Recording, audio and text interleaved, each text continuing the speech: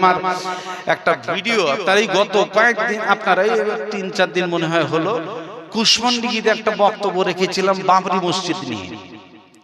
তো বাবরি মসজিদ নিয়ে বক্তব্য রেখেছি। আচ্ছা, আপনি যদি নিজের বউয়ের খবর না এর অন্যের সাথে প্রেম করেন তো এটা ঠিক হবে? জোরে বলুন, ঠিক হবে? মসজিদের জালসা ছিল, কালেকশন করা লাগবে, দেখছি অত বড় মাছ মারতে 1000 টাকা কেউ খুশি মনে দেয় না গো।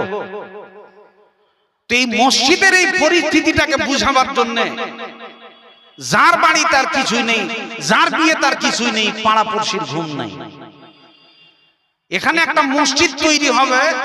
এই মসজিদ তৈরি করবার জন্য জনগণ 1000 টাকা করে দিতে চায় না, আর ওই লোকটাই ফির মাথায় করে ইট নিয়ে চলে যাচ্ছে ও মুর্শিদাবাদে, ও বাবরি মসজিদ তৈরি করবে। আচ্ছা, নিজের মসজিদ না তৈরি করে বাবরি মসজিদ ওইভাবে আপনার নিয়ে যাওয়ার কোনো প্রয়োজন আছে? জোরে বলুন, আছে? কারণ ওই দেশ ওরা সামলাবে, ওখানে অনেক ধনী লোক আছে, ওখানে তো এমনি টাকা নেওয়ার সামাল দেওয়া যায়। আপনি নিজের মসজিদে দিতে গেলে 10 টাকা দান করলে ডবল নেকি পাবেন, আর ওখানে দিলে পরে অর্ধেক পাবেন বাইরে দিলে পরে। তাহলে আপনাকে কোনটা সামাল করতে হবে? চাচা নিজের জান বাঁচা, ওখানে কি বাবরি বানাবে কি বানাবে তাতে আমাদের আপত্তি নাই, মসজিদ তৈরি হোক তাতে আমাদের সমস্যা নাই। রাসূল বলেছেন মান বানা লিল্লাহি মসজিদান বানাল্লাহু লাহু বাইতান ফিল জান্নাহ। কেউ যদি মসজিদ বানায়, আল্লাহর জন্য ঘর তৈরি করে, আল্লাহ পাক রব্বুল আলামিন তার জন্য জান্নাতি ঘর নির্মাণ করেন। জোরে বলেন সুবহানাল্লাহ। তো মসজিদে আমাদের কোনো আপত্তি নেই, ওগুলো ঐতিহাসিক সমস্যা।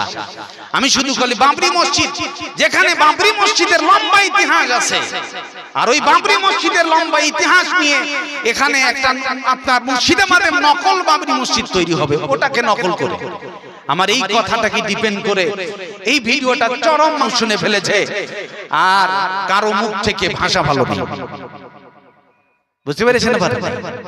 তার মানে আমি একটু গ্রামের সাপোর্ট করেছি। গ্রামের মসজিদ আপনি না বানায় ওখানকার টেনশনটা আপনি কেন নিলেন?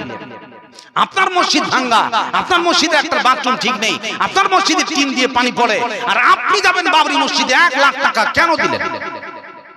দান করতে অসুবিধা না, আপনি দেন, এটা কিন্তু আপনার ফিরে ভুল বুঝিয়েন না। প্রিয় ভাই সব, এর নাম কথা। মুখে বললে যেমন পাপ হবে, মোবাইলে ছেলেরা কমেন্ট লিখছে এক একজন মৌলবীর বিরুদ্ধে, যা মুখে আসে তাই। তোমার কমেন্টটাকে মোবাইল থেকে আমি প্রমাণ করে দিতে পারবো জাতির সামনে। এটা তো পৃথিবীর বিচার, কিন্তু জেনে রাখবে এই আকাশ জমিনের যিনি মালিক এবং 2 জন সাংবাদিক তোমার এই রেকর্ডটা পরকালে প্রমাণ সহ দেখিয়ে দেবে। সেদিন জবাব দিতে আপনি ফেসে যাবেন।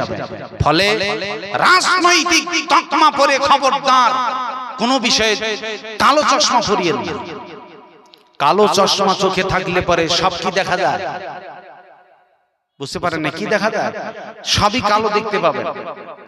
এখন আপনি ধলো মানুষও কালো, লাল মানুষও কালো, সব মানুষই কালো, কারণ চোখে আমার ভুল আছে। এখন আপনি কালো চশমাটা সরিয়ে নেন, সাদা চশমা চোখে লাগান, দেখবেন সব অরিজিনাল কালার দেখা যায়।